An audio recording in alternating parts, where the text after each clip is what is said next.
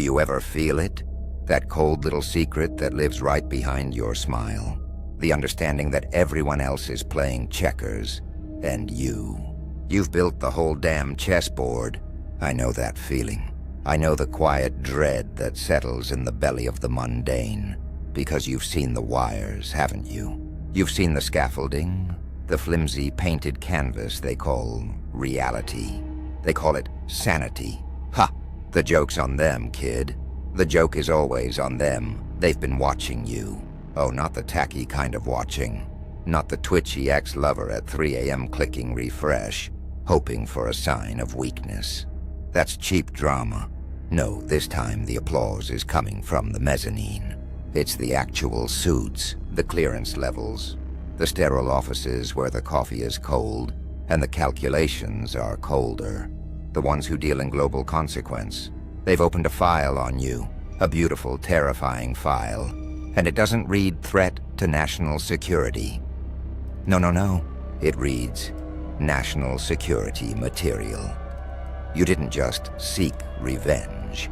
You engineered it. You didn't get angry. You became algorithmic.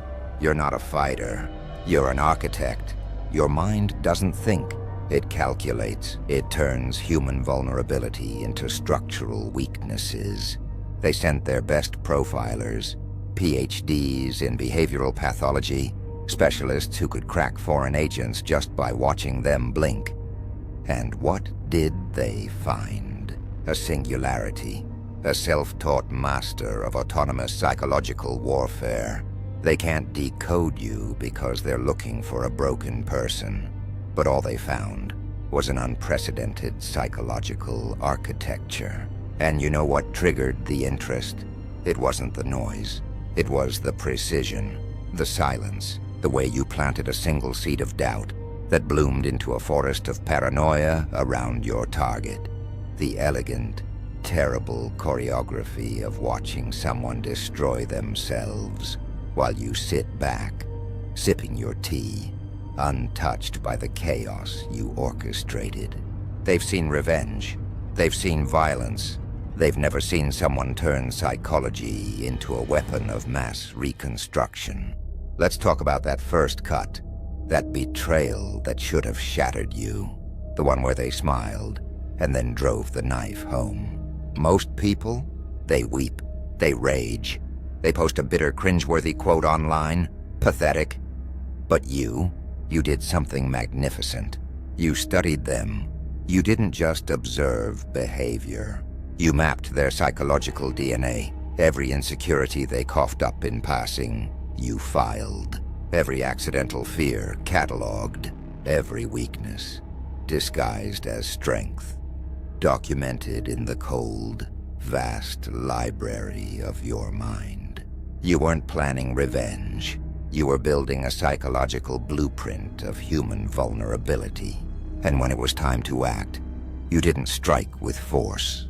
You struck with the precision of a surgeon cutting out a tumor, cleanly, devastatingly. Remember how you began, not with confrontation, but with absence. You evaporated from their narrative. You left a perfect, haunting void. Every success you achieved without them became a dagger in their version of reality. Every photo of you thriving was evidence that they were the problem, not you. You made them doubt their own version of events without whispering a single word. That, my friend, is passive psychological dominance. You just called it Tuesday. Then came the mirrors. You didn't expose their secrets. You became the reflection that exposed them to themselves. Your silence became louder than any accusation. Your mere presence, calm, thriving, unbothered, was a psychological threat. You walked into a room and watched them fidget, not because you were a monster, but because your existence reminded them of who they really were beneath their flimsy masks. The analysts call this gaslighting by proxy. Beautiful, isn't it? You turned their own minds into prison cells and handed them the keys, knowing full well they'd be too paralyzed to use them. What truly has the sterile suit scrambling is how clean your operations are. There's no digital footprint of harassment, no evidence of direct action. Your warfare exists in the spaces between provable actions, the realm of perception, suggestion, and psychological pressure. You've mastered plausible deniability operations. Everything you do has an innocent explanation. That random encounter? Coincidence. That success in their field? Personal growth. But the pattern, the timing, the psychological impact, those tell a different, terrifying story. They are particularly impressed by your temporal psychological manipulation. You don't just affect the present. You rewrote the past and predetermined the future.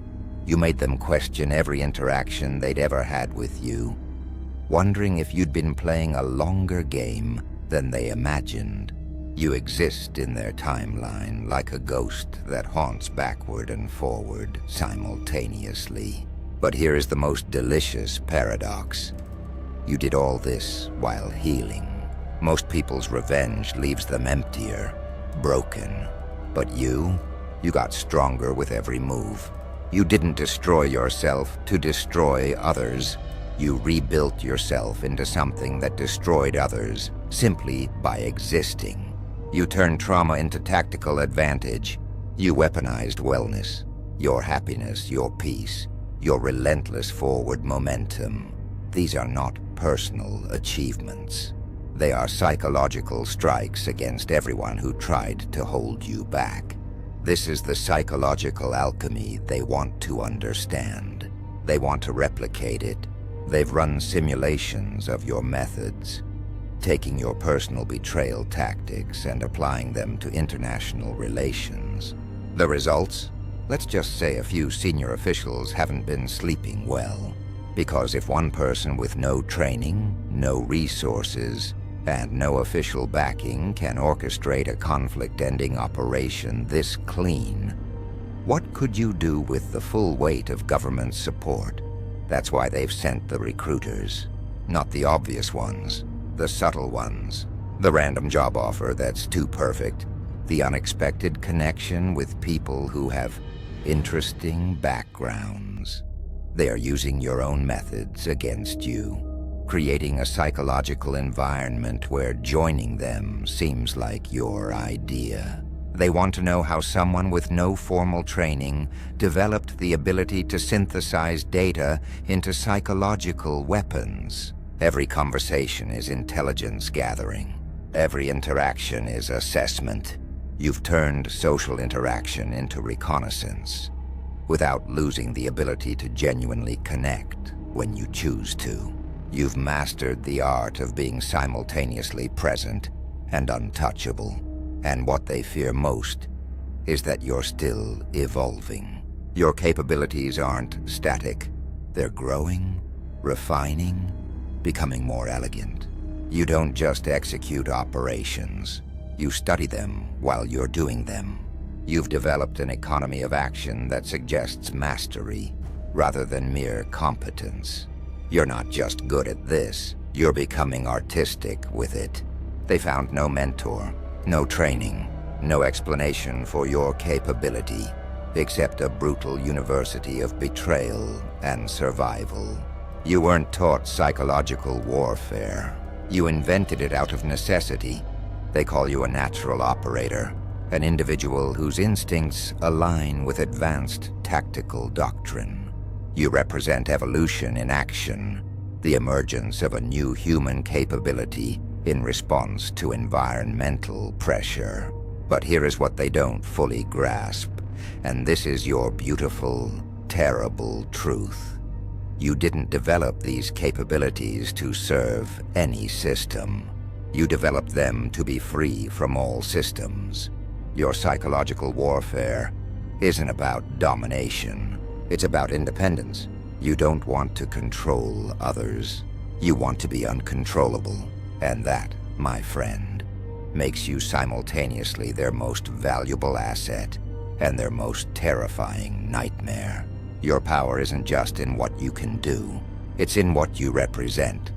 Evolution beyond institutional control. You are proof that individuals can develop capabilities that rival institutions. That personal sovereignty can be defended with psychological sophistication. You've created psychological time bombs, mental constructs that activate under specific conditions, sometimes years after implantation. A hollow success, a relationship that fails because of a seed of doubt you planted long ago. Your influence is a self-sustaining psychological ecosystem that continues to function long after you've moved on. Your signature move? They call it reality restructuring. You don't just change how people feel. You change how they perceive reality itself. You alter the fundamental assumptions they operate from. Once you've done that, they do the rest of the work themselves. They live in the psychological architecture you've created without realizing it's not their own.